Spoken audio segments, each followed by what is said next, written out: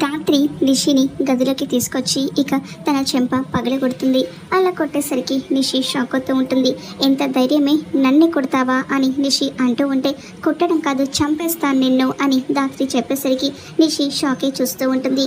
ఇక కేదార్ కూడా, అవును నిషి, నువ్వు జేడీ వాళ్ళు ఆఫీస్ మీదకి రైడ్కి వచ్చిన రోజు అసలు ఏం జరిగింది మాకు చెప్పు అని అంటూ ఉంటారు. ఆ రోజు ఏదో జరిగింది, అందుకనే నువ్వు తప్పు మీద తప్పులు చేస్తున్నావు అని కేదార్ ధాత్రి చెప్పేసరికి నిషి చాలా షాక్ అయిపోతూ ఉంటుంది. ఇక కౌశికి కూడా, అవును నిషి, అసలు ఏం జరిగిందో చెప్పు అని అందరూ కూడా నిలదీస్తూ ఉంటారు. ఇక నిషి కన్నీళ్లు పెట్టుకుంటూ ఇక జరిగిందంతా కూడా చెప్తూ ఉంటుంది.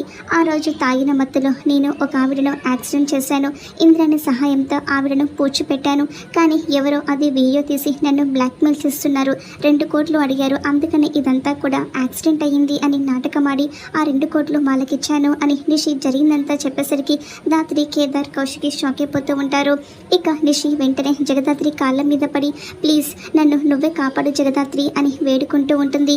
నేను కావాలని ఏది కూడా చేయలేదు, నువ్వే నా కాపురాన్ని కాపాడు అని జగదాత్రి కాళ్ళు పట్టుకొని వేడుకుంటూ ఇక మొట్టమొదటిసారి జగదాత్రిని అక్క అని నిషి పిలుస్తూ ఉంటుంది. అలా పిలిచేసరికి ధాత్రి కూడా కన్నీళ్లు పెట్టుకుంటూ ఏం చేయాలా అని ఆలోచనలో పడిపోతుంది.